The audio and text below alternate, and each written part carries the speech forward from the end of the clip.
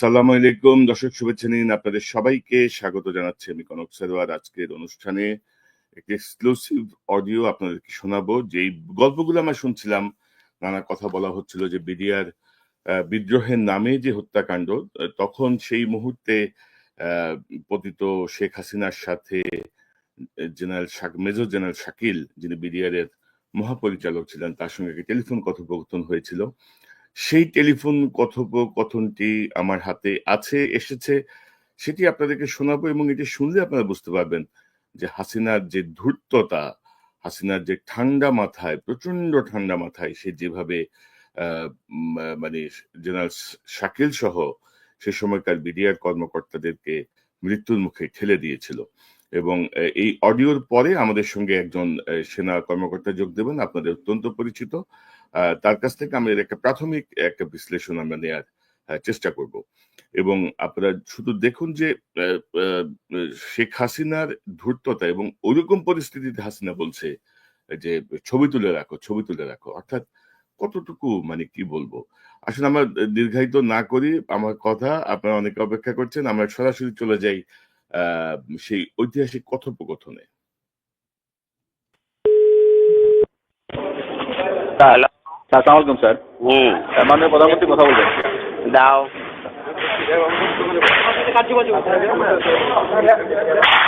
Hello hello, হ্যাঁ, কি অবস্থা?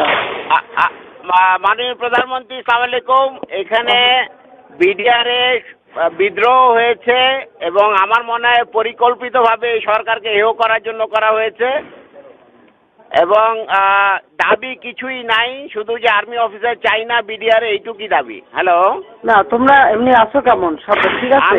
আমি আছি দরবার হলে, আমার অফিসারদের সহ আমাদেরকে ঘেরাও করে গুলি করছে ওরা। আমাদের অস্ত্র নাই, এই জন্য আমরা জবাব দিতে পারছি না।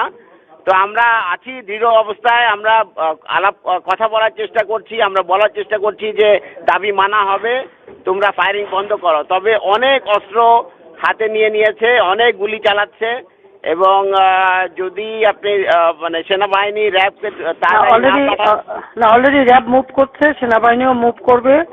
আমরা এই মেসেজ ওখানে পৌঁছে যাওয়ার কথা যে র্যাব এবং সেনাবাহিনী, র্যাব চলে যাবে ওই সেরকম ওই দিক থেকে, 2-3 সাইড থেকেই লোক চলে যাবে, 3 গেট থেকেই লোক যাবে, আর্মিও যাবে, র্যাবও যাবে। জি আপা, এটা যাবে। তোমরা একটা কাজ করাতে পারো যে কোন রকম ছবিগুলি যারা করাচ্ছে তাদের ছবিগুলি তোলা। আমরা এটা নিচ্ছি আপা, আমরা ভীতু না। তবে আমরা যেহেতু অস্ত্র নাই এবং ঘিরে ফেলেছে, এই জন্য আমরা এই অবস্থায় আছি। আপনি যত দ্রুত পাঠাবেন তত তাড়াতাড়ি পরিস্থিতি আমরা সামাল দিতে পারবো। যাচ্ছে, কিন্তু আবার মানে অন্যরকম ক্রস ফায়ারিং না হয় সেটাও দেখতে হবে। না, অবশ্যই এটা হবে না, আমরা এটা নিশ্চিত করব, এবং আমরা বলছি যে দাবি সব মানা হবে, তোমরা ফায়ারিং বন্ধ করো। শুধু কারা কারা করতেছে তাদের দিকে একটু ছবিটা নিয়ে রাখা দরকার। জি আপা, ও আসছিল গুলি করতে আমাকে, ও হয়তো সেই মুহূর্তে করতে পারে নাই, আমার একদম গায়ের মধ্যে টাকা দিয়েছিল এসএমজি। Any casualty? নো, এখন পর্যন্ত আমাদের জানা মতে ক্যাজুয়ালিটি হয়নি আপা, বাট হতে পারে, কারণ যে পরিমাণ গুলি চালানো হচ্ছে তাতে মনে হচ্ছে যে ক্যাজুয়ালিটি হতে পারে। আমি দেখে হেলিকপ্টার পাঠানোর চেষ্টা করছি। আর আমরা সাহস হারাচ্ছি না, আপনি দোয়া করবেন। জি, আমি ট্রুপ যাচ্ছে এবং হেলিকপ্টার পাঠাচ্ছি। ধন্যবাদ, ধন্যবাদ। দর্শক, আপনারা বুঝতে পারছেন যে হাসিনার ধূর্ত অবস্থান, র্যাব মুভ করছে, সেনাবাহিনীও মুভ করছে, সে হেলিকপ্টার পাঠাচ্ছে, এবং তার কথোপকথন আপনারা বুঝবেন যে সে মোটামুটি জানতো যে কি হচ্ছে। এবং সে দেখুন, সে বলছে যে কেন ক্রস ফায়ার না হয়। একে তাদের হাতে অস্ত্র নাই, কিন্তু তারপরেও হাসিনার যারা খুনি তাদেরকে রক্ষা করার জন্য সে কিন্তু তৎপর। এই লাইনটি যদি লক্ষ্য করেন, যেন মানে পাল্টা গুলি বা ক্রস ফায়ার যেন না হয়, সে তাদেরকে রক্ষা করতে চায়।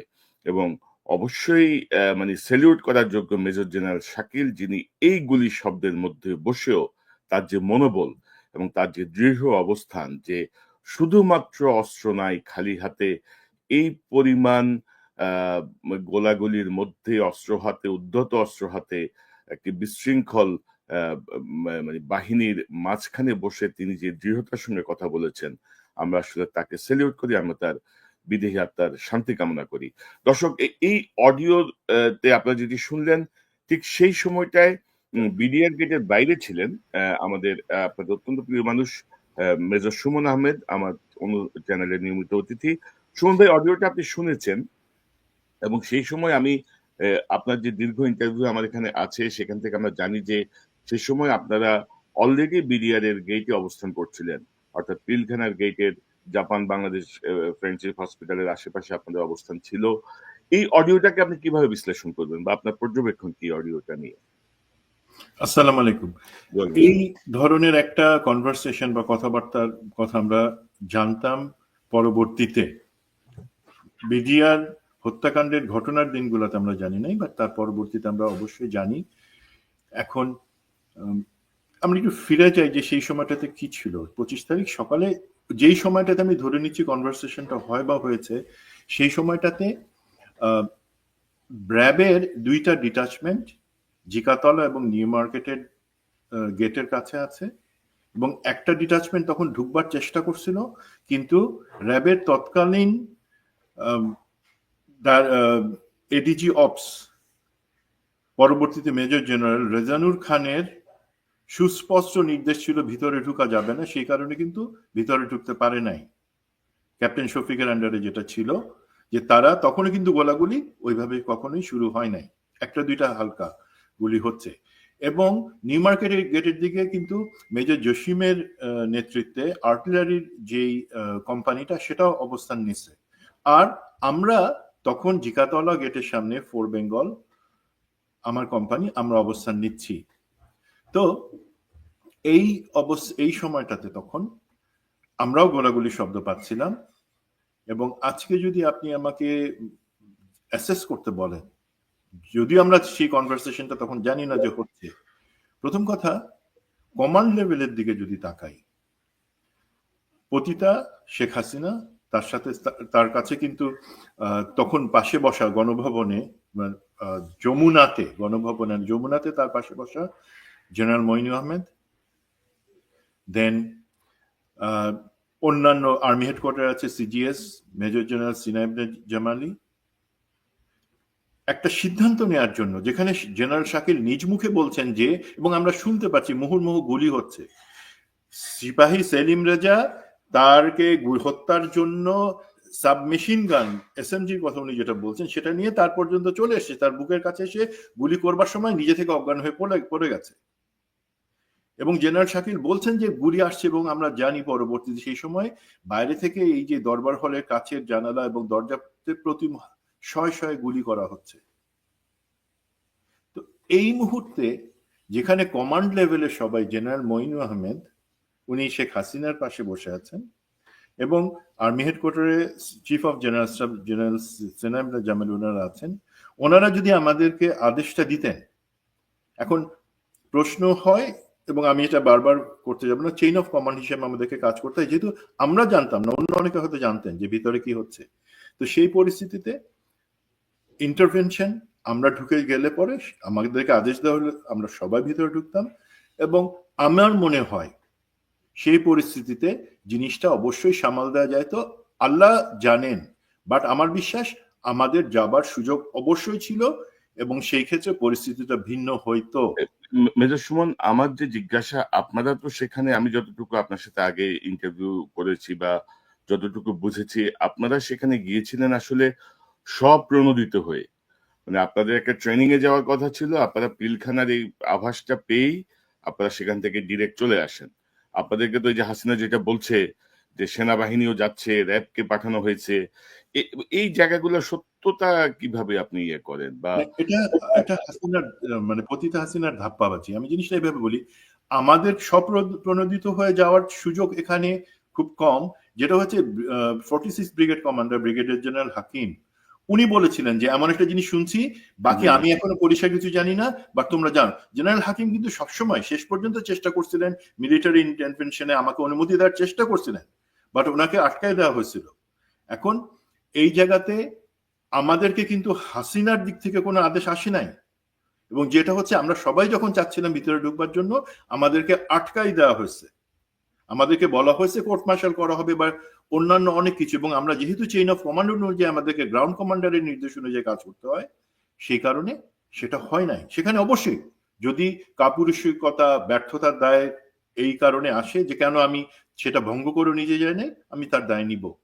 বাট সিচুয়েশন হচ্ছে মুখে বলা হচ্ছে জেনারেল শাকিলকে যে হ্যাঁ ঠিক আছে সবাই গেছে, বাইরে থেকে আসবে, বাট আসলে আর আমরা যারা গেছি ওখানে আমাদেরকে আটকায় দেওয়া হয়েছে। তার মানে জিনিসটা কি দেখেন, এই যে সুপরিকল্পিত, জেনারেল শাকিল কিন্তু প্রথমে বলছে এটা একটা পরিকল্পিত।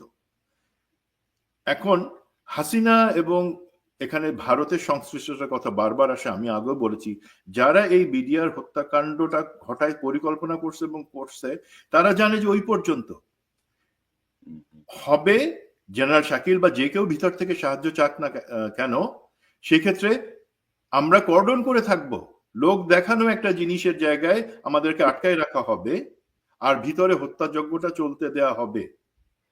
সেই ধরনের একটা সিচুয়েশন। কোন ধরনের, এটা আমি তাকে পাগলামি বলবো না, দেখেন সে কত ফাইজলামি করে এই পতিতা মহিলা। সে বলতেছে ছবি তুলে রাখো, তাকে বলা হচ্ছে সে নিজে কানে শুনতে পাইতেছে না। 21শে আগস্টে তো তার কানের একটু ক্ষতিগ্রস্ত হয়েছিল, যেটা আমি মনে করি ফেক। সে কি কানে শুনতে পাইতেছে না গোলাগুলির আওয়াজ? যেখানে আপনার উপরে হাজার হাজার রাউন্ড গুলি আসতেছে, আপনি সেখানে ছবি তুলে রাখবেন যে কারা বিদ্রোহ করছে? তো এই জায়গাতে তার এখানে কথা শুনে আমি বুঝি সে জানে কিন্তু পরিকল্পনাটা কোথায় যাবে। সে শুধু বলতেছে থাকো, ক্রস ফায়ার যাতে না হয়। আরে ভিতরে যারা আছে অফিসার, তাদের কারো কাছে কোনো অস্ত্র নাই, বারবার বলা হচ্ছে। বাট সে তার মাথায় একটা জিনিস যে এই যে তার প্রভু ভারতের লোকজন এবং অন্যান্য যারা এই বিদ্রোহটা করছে সেখানে তাদের যাতে কোনো ক্ষতি না হয়, এবং আমাদেরকেও তো বলা হয়েছে আমরা কোনো গুলি করতে পারবো না। তো তার হচ্ছে প্রোটেকশন তাদের জন্য। আর ভিতরে মারা যাবে কারা? যারা শহীদ হয়েছেন তারা। মানে ধরেন যে সে সময় তো ধরেন আমি যেটা বলছিলাম যে আপনারা যাচ্ছিলেন বোধহয় আপনাদের কোনো মানে প্র্যাকটিস বা মানে ফায়ার প্র্যাকটিসের জন্য যাচ্ছিলেন, এবং আপনাদের এই কথাটা শুনে সম্ভবত আতাউল হাকিম সাহেব সঙ্গে পরামর্শ করে আপনাদের দিকে চলে আসেন। কিন্তু শেষ পর্যন্ত তো আমি যতটুকু জানি আতাউল হাকিম সাহেব আপনাদেরকে মানে অপারেশনের নির্দেশ দেন নাই, আপনারা যে প্রস্তুতি নিয়েছিলেন প্রাথমিকভাবে আপনাদের মতো করে সেটিও দেন নাই। তো আপনি জানেন যে বিডিআর কমিশন নামে একটি কমিশন হয়েছে, সেই কমিশনের অগ্রগতি কি মনে করেন? এবং সেই সময় কিন্তু জেনারেল ওয়াকারও কিন্তু ধরেন কি কোন ব্রিগেডে ছিলেন? 46 ব্রিগেডই তো ছিলেন। 46 ব্রিগেডে আমি ছিলাম 4 ইস্ট বেঙ্গল, যেটাকে বেবি টাইগার বলা হয়, সেটার একজন ব্রিগেডে মেজর, তখনকার মেজর ওয়াকারুজ্জামান, এখন সেনাপ্রধান, উনি ছিলেন 17 ইস্ট বেঙ্গল রেজিমেন্টের সেকেন্ড ইন কমান্ড। তো বিডিআর কমিশন কি ওনাকে কথা বলার জন্য ডেকেছে? কারণ তিনি তো তখন আবাহনী মাঠে ছিলেন, ফিল্ডে ছিলেন, ভেরি অ্যাক্টিভ। মানে ঢাকার মধ্যে কোনো ঘটনায় 46 ব্রিগেড তো তার দায় এড়াতে পারে না। 46 ব্রিগেডের ভূমিকা কি ছিল? জেনারেল ওয়াকার দেখলাম গত ফেব্রুয়ারিতে বলেছেন full stop, no if but, কিন্তু কি বললেন না বিডিআর হত্যাকাণ্ড নিয়ে। অবস্থাটা কি? কমিশনকে কিভাবে দেখেন? যেমন কমিশন আমি এখনো জানি না জেনারেল ওয়াকারের সঙ্গে কথা বলেছেন কিনা, তাকে তলব করেছেন কিনা, জেনারেল জাহাঙ্গীরকে তলব করেছেন কিনা, যারা জেনারেল জাহাঙ্গীর সে সময় একটি তদন্ত কমিশনের প্রধান ছিলেন। তো ওভারঅল কি মনে করছেন আপনি তদন্ত কমিশনের কার্যক্রমটা একটু সংক্ষেপে যদি বলেন? তদন্ত কমিশনের যে প্রধান মেজর জেনারেল ফজলুর রহমান, ওনার সাথে তো আপনি একটা ইন্টারভিউতে কথাই বলেছেন, উনি আপনার সাথে আসছিলেন, এবং ওনাকে যে প্রত্যয়ের সাথে, যে আশার সাথে আমরা অ্যাকচুয়ালি এই কমিশনে যাচ্ছিলাম এবং সেটা পূর্ণ হয়েছে, সেই জায়গাতে উনি আসলে বলতে পারবেন, বা কমিশনের যে কোনো সদস্য বলতে পারবেন যে কতটুকু অগ্রগতি। আমি যে এইভাবে জিনিসটা দেখি, প্রথম কথা, তারা যে ইন্টারভিউ নিচ্ছেন বা কথা বলছেন, তারা কিছুদিন আগে একটা প্রেস কনফারেন্স করে তাদের অগ্রগতি জানাইছেন এবং সেখানে কি ধরনের এভিডেন্স ওনারা পাইছেন সেটা বলছেন। এবার আমার তো জানার দরকার নাই কি ধরনের এভিডেন্স, আমার জানার দরকার অগ্রগতি হয়েছে কিনা, যাদের যাদের এখানে ইম্পর্টেন্ট যারা সাক্ষী আছে, যাদের সাথে কথা বলা দরকার, তাদের সাথে ওনারা কথা বলে ওনারা এই কমিশন তাদের সুপারিশটা দিচ্ছেন কিনা। তো জেনারেল ওয়াকারের সাথে কথা সম্ভবত তারা বলেন নাই, আমি যতটুকু জানি। এখন আমার এখানে এক্সপেকটেশন তো দেখেন, আপনি যেটা বলছেন আবাহনী মাঠে তো আমরা পরে আসি। আগে তো যে জিনিসটা হচ্ছে, আমরা সবাই বিডিআর গেটের সামনে বিভিন্ন জায়গায়, মানে স্মল আর্মস এর সেফ ডিস্টেন্স 300 মিটার যেটা বলি, সেটা থেকে এই পাশে সবাই আমরা আছি। উনিও তখন আমার মতে, আমিও তখন চেষ্টা করছি কোন জায়গা থেকে আমরা একটা অ্যাসল্ট করে ভিতরে ঢুকতে পারবো, আদেশ থাকুক কি না থাকুক। আপনি জানেন যে আমি একটা প্রচেষ্টা নিয়েছিলাম, যেখানে পরবর্তীতে সিজিএস মেজর জেনারেল সিনা ইবনে জামালি ওনার ডাইরেক্ট ইন্টারভেনশনে সেখান থেকে জেনারেল হাকিমকে বাধ্য হয়ে উনি আমাকে সেখান থেকে সরাই নিয়ে আসেন, আমরা ভিতরে ঢুকতে পারি নাই। এখন জেনারেল ওয়াকারেরও ঠিক একই অবস্থা ছিল, উনি তখন মেজর ওয়াকার, এবং ওনার সাথে কিন্তু আমরা কিন্তু কন্টিনিউয়াস কথা বলে যাচ্ছি। আমি আজকে একটা জিনিস বলি, এই বিদ্রোহর পরিকল্পনা অথবা সেটা কার্যকরী আমি বিশ্বাস করি এবং আমাদের সবাই বিশ্বাস করি এর সাথে জেনারেল ওয়াকারের কোনো সংশ্লিষ্টতা ছিল না, যেটা ছিল উদ্ধার কার্যের সাথে। তাহলে যদি সেইটাই হয় যে উদ্ধার কার্যে এই বিদ্রোহের অবসান বা হত্যাকাণ্ড যাতে না হয় সেটার জন্য আমাদের সব প্রচেষ্টার সাথে উনি ছিলেন, তাহলে এই বিডিআর কমিশনে স্বপ্রণোদিত হয়ে ওনার কথা বলতে অসুবিধা কোথায়? এই বিডিআর হত্যাকাণ্ডে কারা কারা জড়িত, শুধুমাত্র বিডিআর সদস্য না, তার বাদে রাজনৈতিকভাবে বা ভারত র বা অন্য কে কে এই আওয়ামী লীগের কারা জড়িত সেগুলো তো প্রমাণ ছিল, উনিও তো সেটা জানেন। জেনারেল ওয়াকারকে তো আমরাই তো একই সাথে এই আলামত গুলা আলাপ করতাম, দিতাম কমিশনের কাছে তদন্তের স্বার্থে। উনি কি সেগুলো দেখেন নাই? উনি তো দেখেছেন। উনি আজকে তো ওনার এই অবস্থানে থাকবার কথা না। উনি তো জানেন যে হ্যাঁ ওনার আত্মা পরিষ্কার আছে, উনি কোনো খারাপ কিছুর সাথে ছিলেন না। তাহলে আমি যদি ভালো কিছুর সাথে থাকি, আমি কেন এর পিছনে কারা আছে? এই যে আজকে হাসিনার কথা আমরা শুনলাম, ঠান্ডা মাথায় সে কথা বলছে, বাট পাগলের মধ্যে কিছু ফাইজলামি কথা বলার চেষ্টা করছে, ছবি তুলে রাখো যাতে ক্রস ফায়ার না হয়, জানে যে কারো কাছে অস্ত্র নাই। তো সেই জিনিসগুলো জেনে যে এখানে রাজনৈতিক সংশ্লিষ্টতা, খুনি হাসিনা এবং তার প্রতি আওয়ামী লীগ তাদের সংশ্লিষ্টতার ব্যাপারটা কি উনিও জানেন না? উনি জানেন। উনি তাহলে এখানে ফুল স্টপের কথা বলছেন। ওনার তো অবস্থানটা হওয়া উচিত বিপরীত, যে আমি ছিলাম সেখানে, আমি সেই একই কষ্ট দেখেছি, আমি সেই একইভাবে স্বজন হারানো বা স্বজন হারানো না তো আমাদের ভাই হারানোর বেদনা আমরা দেখেছি, তাদের শহীদ হওয়া আমরা হইতে দিছি আমাদের চোখের সামনে, এবং সেটার সঠিক তদন্ত সঠিক বিচারটা হওয়া দরকার। ওনার তো অবস্থান সেখানে হওয়া উচিত, ওনার তো কোথাও ফুল স্টপ দেওয়ার কথা না। মানে হচ্ছে যে অনেকটা তো ধরেন সেনাবাহিনী এবং র্যাব চারদিক ঘিরে রাখছে, ভেতরে আপনাদের ভাইদেরকে হত্যা করছে একটা গ্রুপ, এটাই তো বলবো আমরা। মানে সেনা প্রহরাই এই হত্যাকাণ্ডের কথাই বলা চলে। জেনারেল ওয়াকারকে আমি দায়ী করছি না, কিন্তু ধরেন গত কিছুদিনে বিডিআর কমিশন যে কাজ করছে তাতে আমি খুব বেশি সন্তুষ্ট না আর কি। মানে যে ঢিমে তালে যাচ্ছে বা যেভাবে যাচ্ছে আমি তাতে সন্তুষ্ট না, এবং এখানে যে আইন হয়েছে সেখানে হাসিনার যে বিচার, সেই বিচারকেও কিন্তু বহাল রাখা হয়েছে। হাসিনার যে বিচার বা হাসিনার যে তদন্ত, সেই জায়গাগুলোর কিন্তু এই কমিশনকে ইন্টারফেয়ার করার কোনো রাইট দেওয়া হয়নি। পাশাপাশি জেনারেল ফজলুর রহমানের প্রতি আমাদের ভালোবাসা শ্রদ্ধা আছে, আমরা আশা করি তাই তিনি ভালো কিছু করবেন। আর তিনি যদি ভালো কিছু না করেন, আমাদের যদি মনে হয় যে তিনি সঠিক পথে নাই, তাকেও আমরা কিন্তু মিনিমাম কোনো ছাড় দেব না। এবং বিডিআর কমিশনে কিন্তু এখন এক সামরিক কর্মকর্তা আছেন যার ভাই আমেরিকায় বসে প্রতিদিন আওয়ামী লীগের পক্ষে কিন্তু বয়ান দিচ্ছেন আর কি।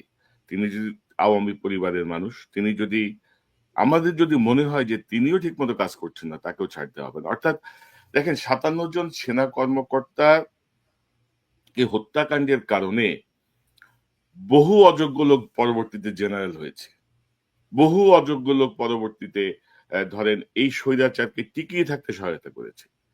তো সেই জায়গাটা কমিশন আমরা চাই যে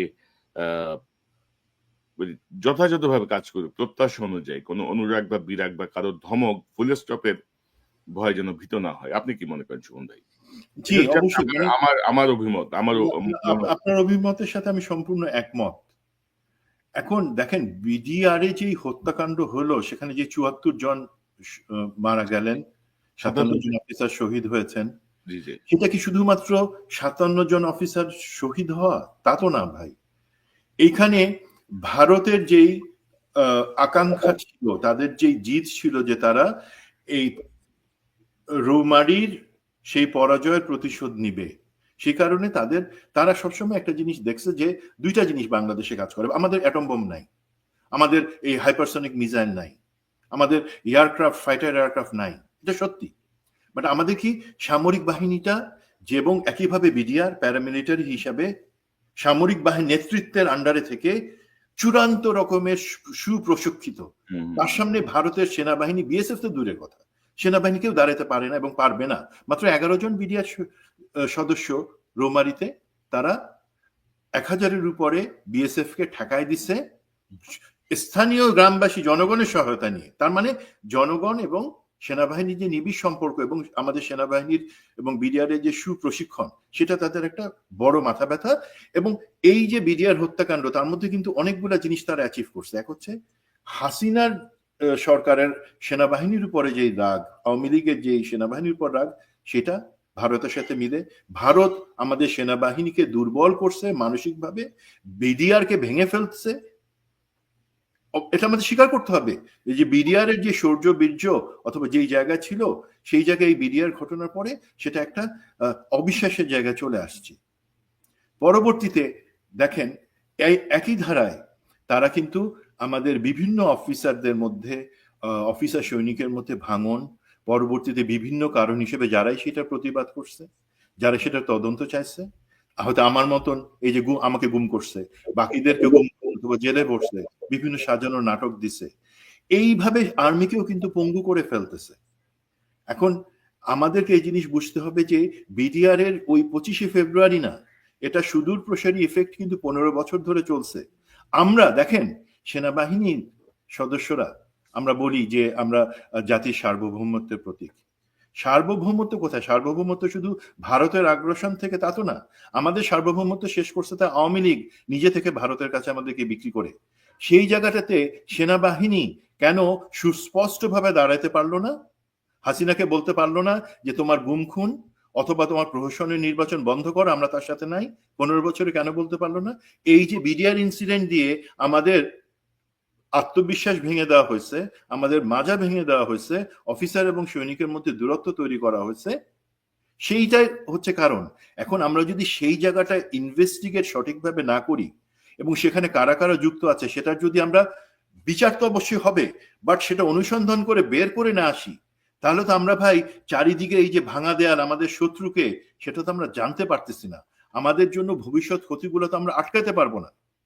এই ক্ষেত্রে কোনো ভাই আমি যদি সময় দেন 1 মিনিট বলি, ধরেন এই ব্যাপারে যারা কথা বলছে, যারা বলছে যে না রাজনীতিবিদদের সঠিকভাবে প্রশ্ন করছে, ভারতের সংশ্লিষ্টতা বের করার চেষ্টা করছে, তাদের একজন জেনারেল হাসান নাসির। আজকে দেখেন তার মতন একজন লোকের কি হওয়া উচিত? জেনারেল ওয়াকারের পাশে থাকবার কথা, জেনারেল ওয়াকারের তার কাছ থেকে উপদেশ নেবার কথা, যে স্যার, জেনারেল নাসির তো সিনিয়র, যে স্যার আমি এই ব্যাপারটাতে আগাতে যাচ্ছি, আপনার কি মনে হয়, বা আপনি এই কমিশনটা দেখেন বা এইটা দেখেন, দুর্নীতি দমন কমিশনে আসেন। তা না করে জেনারেল হাসান নাসির এখন পিএনজি, পার্সোনা নন গ্রাটা। এগুলা আনফরচুনেট। আমরা যারাই এই হাসিনা এবং ভারতের সংশ্লিষ্ট বিডিআর এর সাথে সেটা বের করার চেষ্টা করেছি, সেটা নিয়ে কথা বলেছি, আমাদের প্রত্যেককেই হয় সেনাবাহিনী থেকে বের করে দেওয়া হয়েছে, বহিষ্কার করা হয়েছে, অথবা জেলে ভরা হয়েছে, আর এখন পিএনজি করা হচ্ছে। এখন সুমন ভাই ধরেন এই যে ইদানিং ওই যে জেনারেল ওয়াকারের আশেপাশে কিছু হরিদাস পাল বসে থাকে, তো ওই হরিদাস পালরা নাকি আরো পিএনজি করবে, অনেকে হুমকি দিচ্ছে। এবং আপনি যদি দেখেন যে বিডিআরে আমি 57 জন সেনা কর্মকর্তা হারালাম, এরপরে অফিসারদের যারা যেই মানে মুষ্টিমেয় কিছু অফিসার এটা প্রতিবাদ করলো, প্রত্যেকে কিন্তু চাকরিচ্যুত, প্রত্যেকে কিন্তু পানিশড বিভিন্নভাবে। এগুলা নিয়ে আপনি যখন কথা বলবেন তখন বলবে যে সেনাবাহিনীর ভাবমূর্তি নিয়ে টানাটানি করছে এরা সেনাবাহিনীকে কি বলবো মানে ডাউন প্লে করতে চাচ্ছে। অথচ দেখেন এই 5ই আগস্টের পরে ওই যে আজম, মির্জা আজম, নানক, যারা ডিরেক্টলি এই ঘটনাগুলোর সঙ্গে যুক্ত, তাদেরকে কিন্তু এই সেনাবাহিনীর লোকজনের মানে সহায়তায় দেশ থেকে বের করে দেওয়া হয়েছে। আপনি ভাই কাকে কি বলবেন ভাই বলেন তো?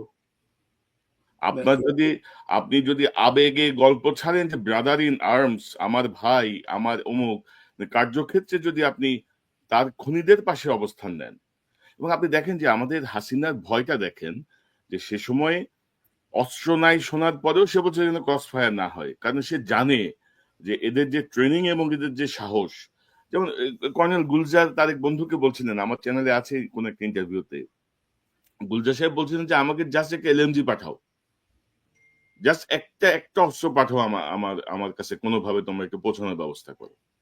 তো আমরা তো জানি তাদের ট্রেনিং, তাদের যে সাহস, ট্রেনিং তো না, সাহস হচ্ছে মূল বিষয়টা। তো কি বলবেন আপনি, বলেন তো? মানে একে একে কি আগেও শাস্তি দেওয়া হয়েছে, পরবর্তীতে 5ই আগস্টের পরেও যাদেরকে বিচারের জন্য ধরা দরকার ছিল তাদেরকে বের করে দেওয়া হয়েছে, সহায়তা করা হয়েছে। জি, আমি সবসময় এই জিনিসটা বিশ্বাস করি যে সেনাবাহিনীতে যে অস্ত্র প্রশিক্ষণ, রণকৌশল প্রশিক্ষণ, শারীরিক প্রশিক্ষণ, সেগুলো অবশ্যই আছে, কঠোর প্রশিক্ষণ। বাট আমাদের সেনাবাহিনীর সব থেকে বড় যে প্রশিক্ষণের সুফল সেটা হচ্ছে আমাদের কলিজাটাকে প্রচন্ড বড় করে দেওয়া হয়। আমাদেরকে যে ভয় বলে কোনো কিছু নাই সেই জিনিসটা বলা হয় এবং সেটা আমরা ফলো করি। স্বাভাবিক। আমি ছোট্ট একটা জিনিস বলি ভাই, আমাদেরকে প্রশিক্ষণের সময় 3 রকমের শেভ করতে হতো। যদি আমি ধরেন নর্মাল নিজে থেকে শেভ করলাম ফোম দিয়ে, গুড, যদি 3 মিনিট সময় পাই শেভ করে নিলাম। আর যদি আমি শেভ না করি, কেউ যদি সেটা দেখে, সেক্ষেত্রে বলা হয় ড্রাই শেভ, মানে এখন আর কিছু না, পকেট থেকে শেভিং রেজার বের করো, কোনো কিছু ছাড়া শেভ করো। 3 নাম্বার জিনিস যেটা হচ্ছে, তারপরেও যদি আমার কাছে রেজার না থাকে, ব্রিক শেভ, একটা ইটের টুকরা নাও, ইটের টুকরা দিয়ে এইভাবে তুমি ঝামাতে চামড়া ছিলে দিয়ে আমি করব, আমার কাছে আপনার কাছে খারাপ লাগতে পারে, বাট দেখেন আমাদেরকে কিন্তু শৃঙ্খলাটা সেইভাবে শেখানো হয়। আমার যেটা করবার সেটা আমি করব, যদি না করি তাহলে আমাকে পস্তাইতে হবে। 2 নাম্বার, হাজার বুলেট আসুক, হাজার সেখানে আমার শত্রু আসুক, আমার যে দায়িত্ব আমার ইউনিফর্মের ইজ্জত রক্ষার জন্য, আমার দেশকে বাঁচানোর জন্য আমাকে সেটা করতে হবে। এবং আমরা যে জেনারেল শাকিলের কথা শুনলাম, সেখানে একজন সৈনিকের, আত্মবিশ্বাসী সৈনিক যে মরতে ভয় পায় না, তার কথা শুনলাম। কিন্তু এখন এই সেনাবাহিনী তো ভারতের পছন্দ না, তাদের জন্য ভয়ের কারণ। এই সেনাবাহিনীকে ভাই আমি একটা জিনিস বলি, আজকে কথাটা অনেকের কাছে হয়তো খারাপ লাগবে, আমাদের এখন সেনাবাহিনী, আপনি যাদের কথা বললেন যে জেনারেল ওয়াকারের আশপাশে যারা আছে, যারা তাকে ভুল পথে চালিত করছে অথবা খুবই মাস্তানি দেখাইতেছে, মনে করতেছে কি হয়ে গেল, আরো দেখাবো, আরো আছে, আসিতেছে, এই তো শুরু জেনারেল হাসান নাসিরকে দিয়ে। ভাই তোমরা কার স্বার্থে কাজ করতেছো সেটা কিন্তু আমরা বুঝি। এই যে সেনাবাহিনীর বিরুদ্ধে আমার বা আপনার কথা বলার তো কোনো ইচ্ছা নাই, আমরা তো সেনাবাহিনীর বিরুদ্ধে কথা বলতেছি না।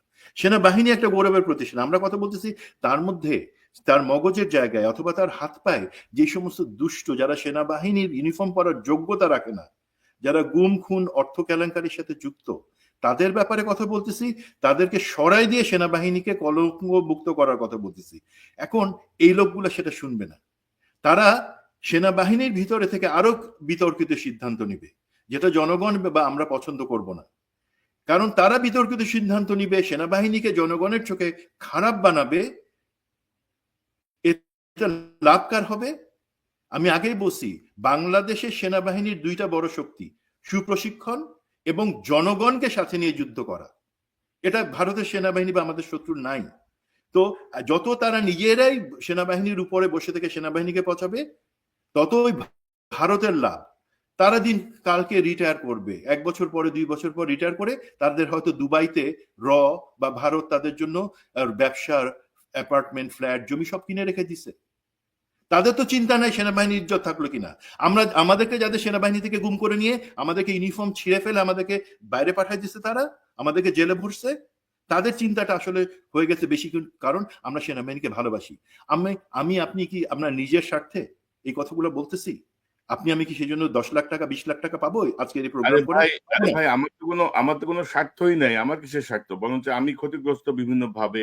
এই হরিদাস পালেরা নানা রকম ঝামেলা করতেছে, এবং আপনি দেখেন যে আপনাকে যে গুম করলো, আপনাকে যে টর্চার করলো আফটার মানে বিডিআর এই হত্যাকাণ্ড, তাকেও তো বের করে দিছে ব্রিগেডিয়ার রাশিদ, না ব্রিগেডিয়ার রাশিদ, তাকে সেফলি যখন 5 আগস্টের পরে সে জানতো যে আমি অন্তত সাক্ষী দিব, বাট কে আছে?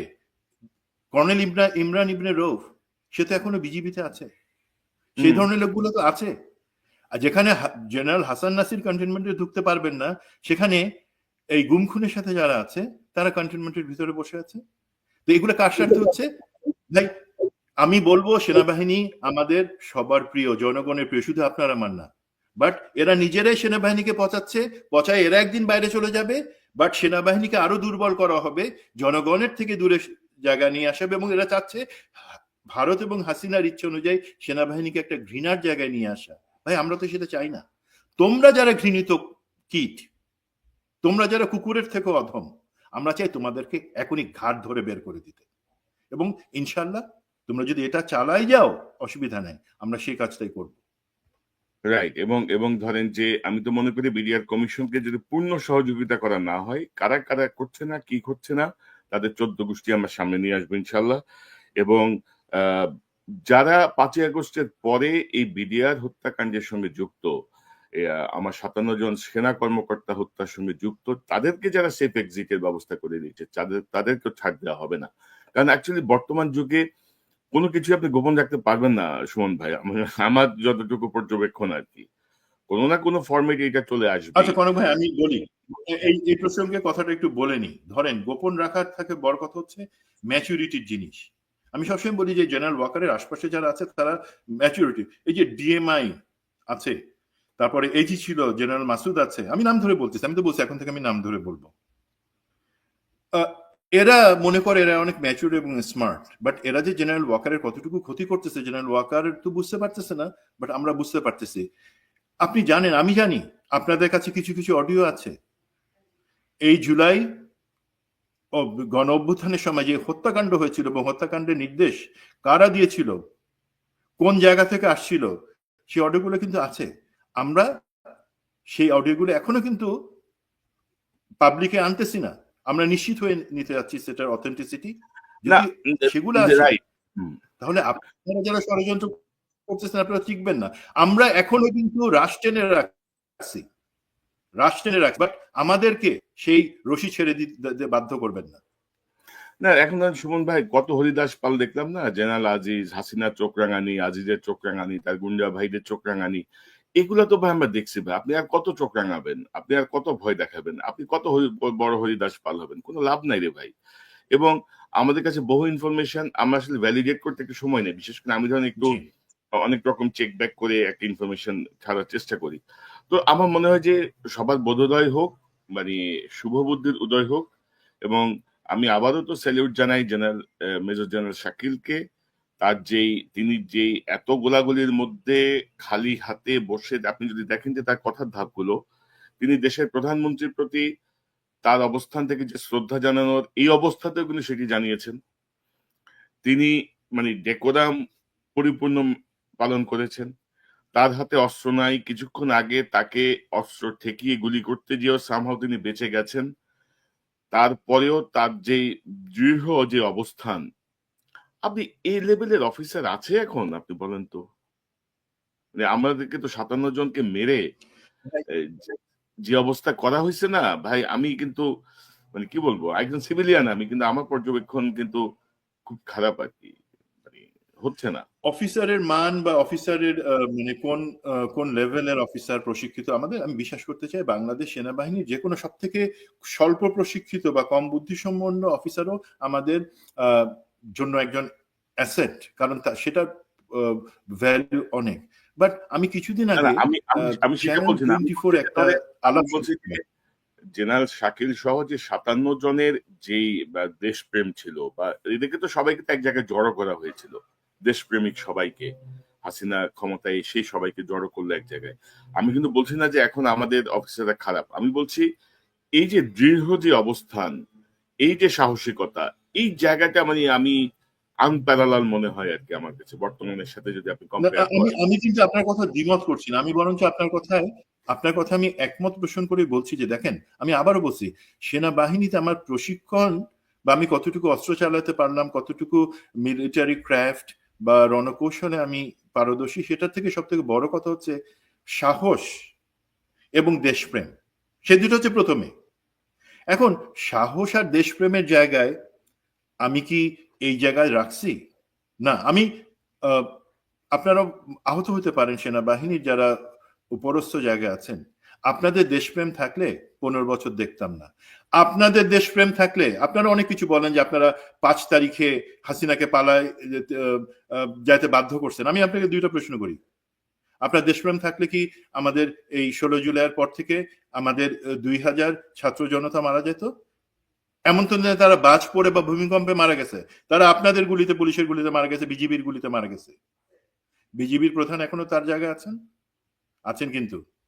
এখন আমার প্রশ্ন হলো, আপনাদের যদি দেশপ্রেম থাকতো তাহলে কিন্তু এই আগস্টের 5 তারিখ পর্যন্ত অপেক্ষা করতে হতো না হাসিনার পতনের জন্য। আপনারা যেই মুহূর্ত থেকে আর্মিকে ডিপ্লয় করার আদেশ দেওয়া হয়েছে আপনারা বলতেন। জেনারেল নুরুদ্দিনের কথা মনে আছে? এরশাদ তো তাকেও ডিপ্লয় করতে বলছিল, ছাত্র জনগণের উপর গুলি করতে বলছিল, উনি তো করেন নাই। বাট আপনারা তো তারপরেও তার মেনে নিছেন, আদেশ দিচ্ছেন, এবং 5 তারিখের কথা বলেন যে আপনারা বিজয় আনেন নাই। হইলে আপনারা 5 তারিখে হাসিনাকে সম্পূর্ণ পরিকল্পিতভাবে আর্মি, নেভি, এয়ারফোর্স মিলে ওকে এবং তার সাথে আওয়ামী লীগের লোকদেরকে মানে সেফলি ইন্ডিয়াতে রেখে আসতেন না, পালায় যায় নাই। মানে সুমন ভাই, এই অথরিটি কে দিছিল তখন সেনাবাহিনীর প্রধানকে? হু গিভ হিম? এটা তো আমাদের শোনার দরকার, আমরা অনেক কিছু শুনি, অনেক বের করে দিতে হবে। হাসিনাকে সেফ এক্সিটের অথরিটিটাকে কে দিছে? ভাই আমি বলি, আমরা তো অনেক বক্তৃতা শুনতেছি বিভিন্ন জায়গায়, full stop, non stop, comma stop, but আপনি আমাকে বলেন এই দুইটা জায়গায় ক্লিয়ার করেন। 626 জনকে যে রাখা হয়েছিল মানবিক কারণে আমি জানি, তারপরে কেন বিচার ছাড়া তাদেরকে ছেড়ে দেওয়া হলো? 2 নাম্বার, হাসিনা, এরশাদ যে গেছে, এরশাদ 6 জন লোককে সারা 8 বছরে হত্যা করছে, 6 জন। আর আপনি 6,000-এর বেশি লোককে এই 15 বছরে হত্যা করা যেই পতিতা খুনি হাসিনা, তাকে আপনি আরাম করে বসায় প্লেনে করে তার বাপের বাড়ি ইন্ডিয়াতে রেখে আসছেন। সেটার ব্যাপারে আপনি জানান, আমাদেরকে, জাতিকে জানান। এটা তো এমন না যে হাসিনা প্লেন ডাকছে উবার কল করার মতন যে প্লেন আসো আমি চলে গেলাম। এটা তো 3 তারিখ থেকে পরিকল্পনা হয়েছে।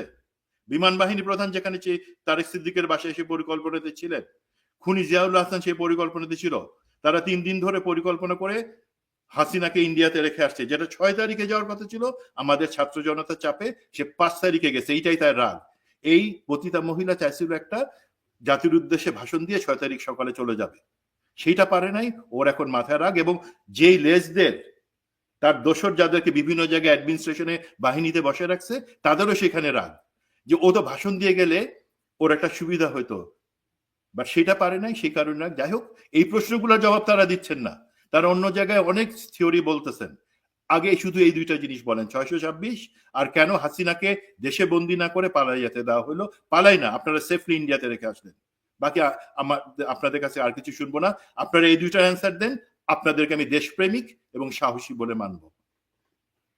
রাইট, মানে ওরা ধরেন যথাযথ প্রশ্নের উত্তর না দিয়ে তারা সেই হাসিনা স্টাইলে চোখ রাঙানোর চেষ্টা করছে। এখন পিএনজি করবে, অমুক হুমকি দিবে। এখনো ভাই টেলিফোন করে থ্রেট দিচ্ছে বিভিন্ন সেনা কর্মকর্তাদেরকে। এখনো তারা মিডিয়াকে অ্যাডভাইজারি দিচ্ছে টেলিফোন করে করে। তো এই জায়গাগুলো তো বন্ধ করতে হবে। বন্ধ না করলে কিন্তু কাউকে ছাড় দেওয়া হবে না। এসব চোখ রাঙানির দিন শেষ। বহু চোখ রাঙানি দেখছি। মেজর সুমন আহমেদ, আপনাকে অসংখ্য ধন্যবাদ আপনার মূল্যবান অংশগ্রহণের জন্য। আমি আপনাকে ধন্যবাদ জানাচ্ছি যে এই অডিওটা আমি এই যে আপনি এটা শোনালেন, আমি জানি না, আমার কিন্তু ভিতরে রক্তক্ষরণ হচ্ছে।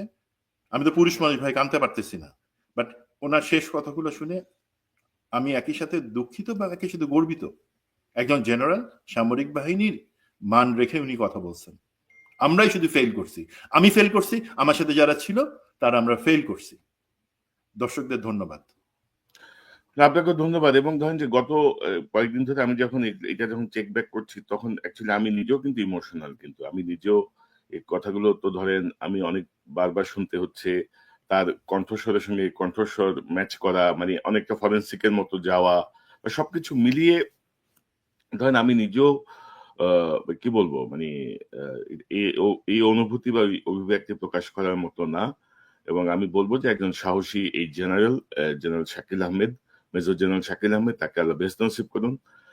এবং আমরা যথাযথ বিচার চাই। আমরা বিডিআর বিদ্রোহের নামে যে হত্যাকাণ্ড, সেখানে যে 57 জন সেনা কর্মকর্তাকে হত্যা করা হয়েছে, সেখানে যেসব ঘটনা ঘটেছে, প্রত্যেকটার সুনির্দিষ্টভাবে বিচার চাই। সেটি সেনাবাহিনীর ভেতরে যারা ইনভলভ তাদের বিচার চাই, বাইরের যারা ইনভলভ তাদের বিচার চাই। এবং এই বিচার যদি না হয়, তাহলে কিন্তু বাংলাদেশের ভবিষ্যৎ আরো ভয়াবহ দিকে যাবে। এবং জেনারেল ওয়াকার 5 ওয়াক্ত নামাজ পড়েন, তিনি পরহেজগার, তিনি নরম মনের মানুষ। এটা তার ব্যক্তিগত বিষয়, এগুলো সম্পূর্ণ তার ব্যক্তিগত বিষয়। এর সঙ্গে বাঙালি জাতি, বা বাংলাদেশের কোনো সংশ্লিষ্টতা নাই। যেই জায়গাতে বাঙালি জাতি এবং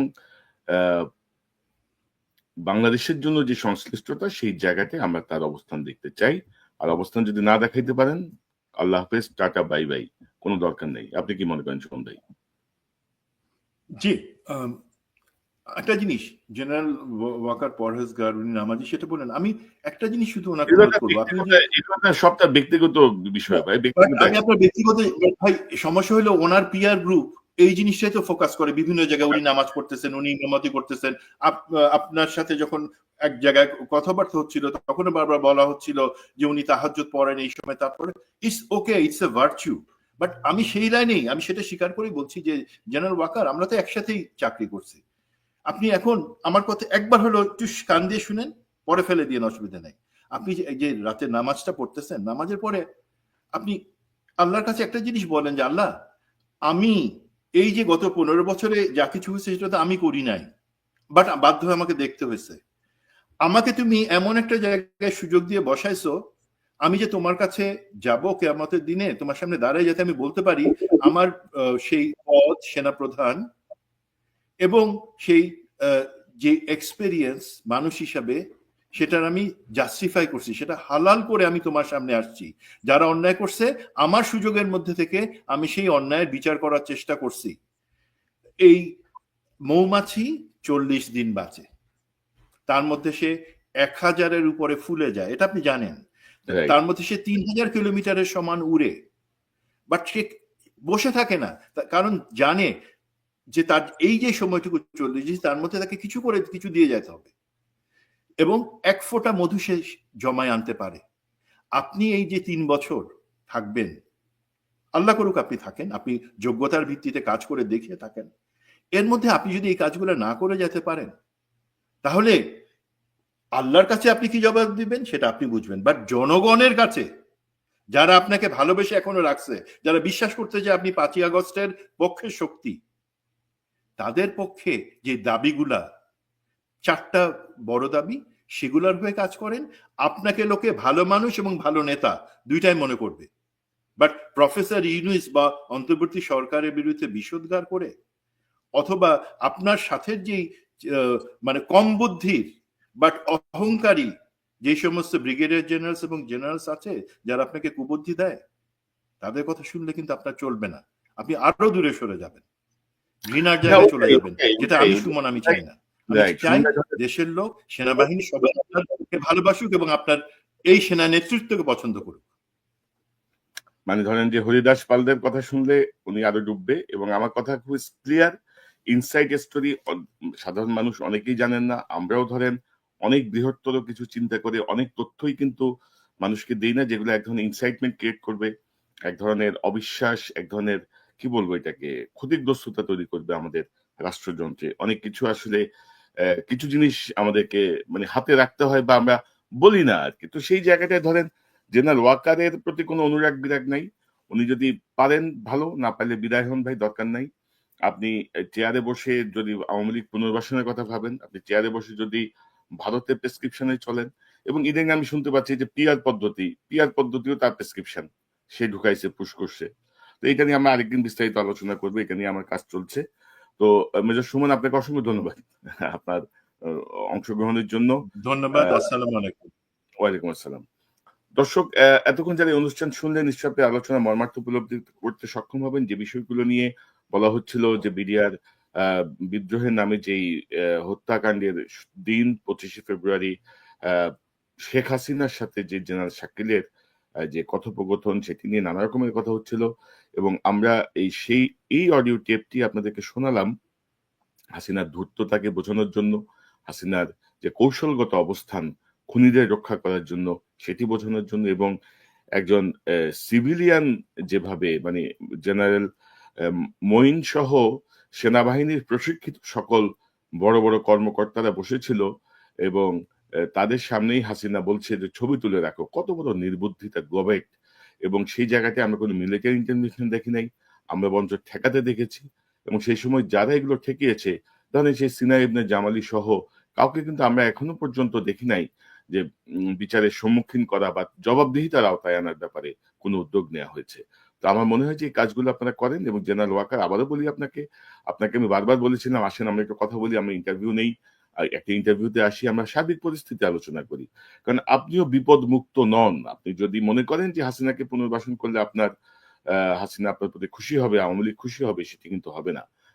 সো ভবিষ্যৎ বাংলাদেশ বিনির্মাণে ভূমিকা রাখুন। আপনি হাসিনার ফুফাতো বোনের জামাই, কিচ্ছু যায় আসে না, সেটি থাকতেই পারে। 15 বছর হাসিনা আপনার মাথার উপর ছায়ার মতো ছিল, সেটি ছিল তার ব্যক্তিগত স্বার্থেই ছিল। আপনি এখন দেশের জন্য, দেশের মানুষের জন্য ভূমিকা রাখুন। বিডিআর এর ব্যাপারে কার্যকর পদক্ষেপ নিন। একটি সুষ্ঠু গণতান্ত্রিক বাংলাদেশের পথে আপনার যথাযথ ভূমিকা রাখুন। কোন হরিদাস পালের কথায় বিভ্রান্ত হবেন না, কোন খুনি চক্রের কথায় বিভ্রান্ত হয়ে নিজের যে অবস্থান, নিজের যতটুকু অর্জন, সেটিকে বিসর্জন দেবেন না। দর্শক, এই চ্যানেলটি সাবস্ক্রাইব করে আমাদের পাশে থাকুন, এই চ্যানেলের মেম্বারশিপ নিয়ে আমাদের পাশে থাকুন। আবারও দেখা হবে ইনশাল্লাহ। আসসালামু আলাইকুম।